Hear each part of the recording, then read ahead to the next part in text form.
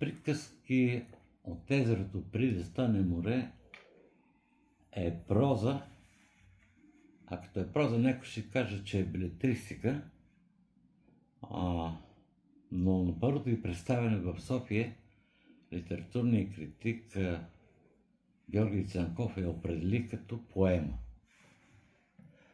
Но това ме изненада и мен, макар че написването на тази книга започва още далеч назад, когато в различни стихотворения, без да осъзнавам или осъзнато съм стремял да откривам неща, които съм си мислил да ги пиша в поезия, защото преди всичко съм поет. От моите 17 издадени книги, само 2 са белетристика.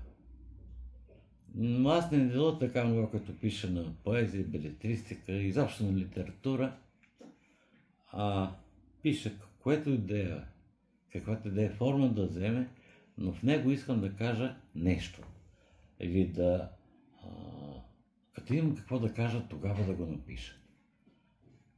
За мен е обидно и се чудя как би могъл някой да стои така на масата на белия лист и си вика: няма какво да кажа, ама ще взема да го напиша. Не се прави така, защото никому не е нужно. Хората четат не само за удоволствие, но дори и за удоволствие да го правят. То, когато си постигнал това, което правиш, то ще остане в съзнанието на читателя нещо неизвестно, за него поне до сега. Ако няма една частичка да добавиш към това, което има в мисленето на хората, добре не дей го пиши. Аз си представям, примерно, човешкият мозък или човека, дори едно стихотворение, много години бях написал, в което човек се ражда, знаеш, и постепенно забравя. Защото вялника му така къса знанието, които е натрупал в главата, или човешката глава. Това много образно говори, има една огромна библиотека. И ако човек успее да отвори, да прочете нещо от нея, е много добре. Но ако може да добави поне няколко думи, поне едно изречение, това е постигнал много. Да се връщам към приказки от езерото.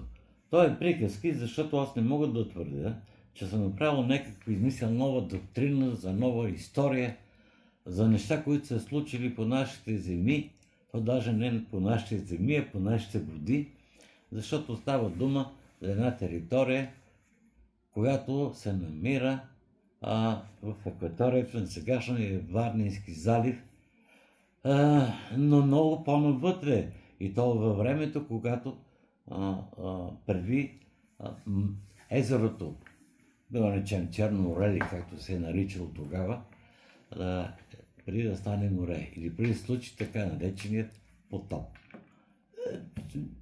Почти никой не отрича, че това се е случило тук, че е наплула вода през Босфора поради някакъв катаклизъм, вероятно много тежко земетресение. И Черно море, езерото, което е било много по-малко, се е пълнило с вода, за да се изравни с нивото на Световния океан, защото това езерото е било, и това вече науката го е доказала, е било с около 90 метра под надморското ниво. Това означава огромно количество вода и огромна територия залята с вода. Част от тази територия е тази цивилизация, за която аз съм измислил и си пиша, наричам ги тези хора, които са живели там, езерни хора, или това са допотопните хора, или допотопните траки, или прототраки. А казвам траки, защото поначало от нашите земи тук се населяват от траките.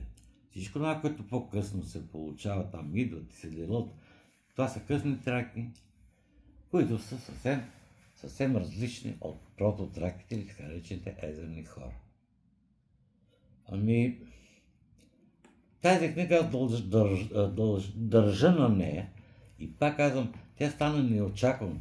Аз се написах за по-малко от половин година. Но вече имах в мисленето си като поезия. Това е една поезия, която излезе в 3 малки книжки, и нарекох ги трилогия. Отвъд пътя, преди пътя и зелената пътека. Голямата част от тези стихотворения са дали мотиви за написането на тези приказки.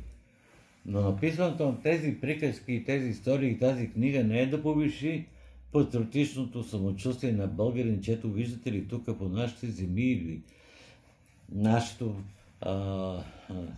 крайбрежие езерно, са живели една от първите, но най-силно развитата цивилизация от цивилизования живот, който се е появил на Земята.